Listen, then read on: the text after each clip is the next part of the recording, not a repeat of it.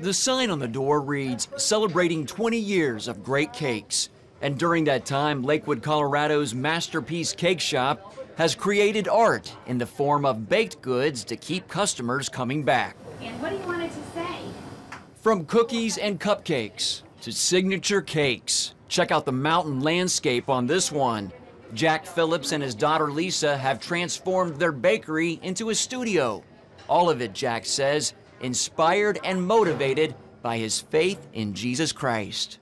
The most important thing that I think about throughout the day when I wake up, when I go to work, I want to know that what I'm doing is pleasing to Him, that I honor Him and His Word, because that's the most important thing.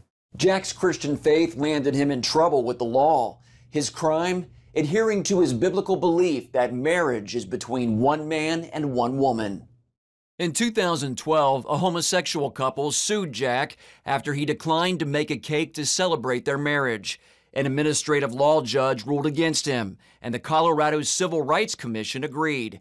The commission stated Jack's refusal went against the state's public accommodation law. It requires businesses to serve customers regardless of their sexual orientation. In a public statement, one member of the Civil Rights Commission said, "I can believe anything I want, but if I'm going to do business here, I'd ought to not discriminate against people." I didn't discriminate against anybody.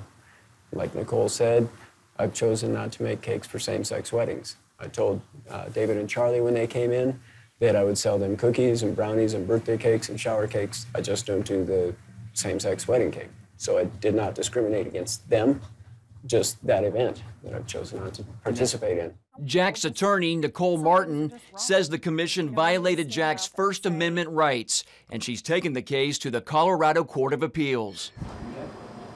The Civil Rights Commission's order requires Jack and his staff to make cakes for same-sex celebrations if asked. He must also re-educate his staff about Colorado's Anti-Discrimination Act. Under that law, artists must endorse all views. The order also requires him to put in place new policies to comply with the commission's order. In addition, he will submit quarterly compliance reports to the government for 2 years. According to Alliance Defending Freedom, the reports must include the number of customers declined a wedding cake or any other product and include why, so to ensure he has fully eliminated his religious beliefs from his business. The government has chosen which message it favors in this case. I think the state has made it very clear.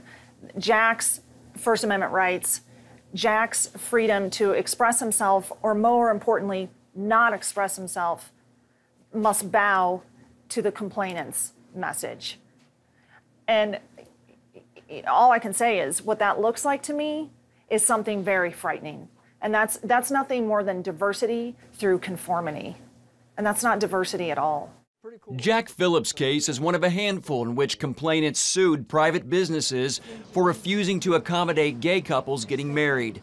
It also helped lead to controversial proposals in several states, allowing businesses to decline service based on the religious beliefs of owners. This case is not about, and it never has been about, the young men that came in here almost 2 years ago asking Jack to design and create their cake. This case has always been about the message that that cake expresses, what that cake communicates. It's surprising. Yeah, this is not what they taught us in civics class. They could do this to you. They do this in other countries, not here. So Jack stands on the First Amendment. In this case, we're going to learn whether the First Amendment has a future in America.